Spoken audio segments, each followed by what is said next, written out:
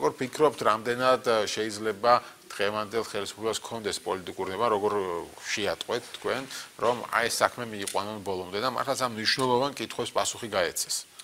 Ну, ჩემი აზრით, აქ კითხვა სხვანაირად უნდა იყოს, რამდენად იყოფა საღი აზრი იმისთვის, რომ ეს პროცესი გააჩეროს ქართულ ოცნებას. ჯერჯერობით ასეთ პირი არ უჩანს, მაგრამ ну, რა ვიცი, ყველა მონაცემებით, რომელიც ამ ქვეყანასთან დაკავშირებით ჩვენ შეიძლება ვიცოდეთ.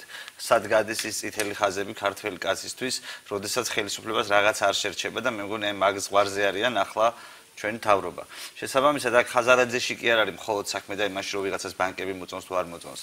ზოგადად ეს ხო არის ჩვეულებრივი გაფრთხილება ქვეყნის ნომერ მეორე სიმდიდრით ნომერ მეორე კაც ფაქტობრივად შეიძლება მეშლება, მაგრამ პრინციპულად ხო დაახლოებით ეს არის, ვისაც ამ ქვეყანაში აქვს ფული ნაშოვნი მინიმუმ. როცა ებრძვიან და ამას უბედავენ, ეს ხო არის მესიჯი დანარჩენი სხვა ადამიანებისთვის, რომ ამ ქვეყანაში არავინ არ არის დაცული. რაც ჩემი აზრით იწევს შიშს, ანუ რისი მიღწევაც უნდა ხელისუფლებას. ოღონდ ჩვენ სხვანაირად გვეშინია, ანუ ისე გვეშინია, რომ მე ერთად მივდივართ სადმე. ორი ადგილი გვაქვს ესეთი, ერთი რუსთაველზე იყო შემჩნეული, სადაც ბევრი ვიკრიბებოდით და მეორე ადგილი იყო 2012 წელს არჩევნებზე, სადაც ასევე მასობრივად მივედით იმისთვის, რომ წინა ხელისუფლება რომელიც გვაშინებდა და გადაგვერჩია. ასე რომ მე არ მჯერა რომ ამ ქვეყანაში ხალხის შეშინება გამოვა. გასაგებია რომ ამ წუთას ბიზნესსაც ხაზარაძესაც არ ეტყობა შეშინებული ამბობს რომ და ამ საქმეს თაროზეც კი არ შემოგადებინებდო. კი ხაზარაძეს დღევანდელი გამოსვლა არ გავდა შეშინებული კაცის გამოსვლას ეს ფაქტი არის და აქ მნიშვნელოვანია დანარჩენი ბიზნესის პოზიციაც, იმიტომ რომ ბიზნესმა ერთხელ დაუშვა ეს შეცდომა, როდესაც ისინი გაჩუმდნენ და მე ვიცით როგორ დამთავრდა ეს ამბავი საბოლოო ჯამში. Ახლაც იგივე სიტუაცია, ახლაც მე მგონი კაკრასის გზა გასაყარია, როდესაც გამოფხიზლება გვიწევს, რომ რანაირ ქვეყანაში გავიღვიძებთ ხვალ. ეგეთი ქვეყანა ხო რამდენჯერმე გამოგვივიდა და მე არ მოგვიწონა და შევცვალეთ და ახლა მე მგონი კიდევ ერთხელ ასეთი გამოფხიზლება იწყება და ამას დაინახა აქ დანახვის ამბავია ის კი არა ბოლომდე მიიყვანენ თუ არ მიიყვანენ საქმეს.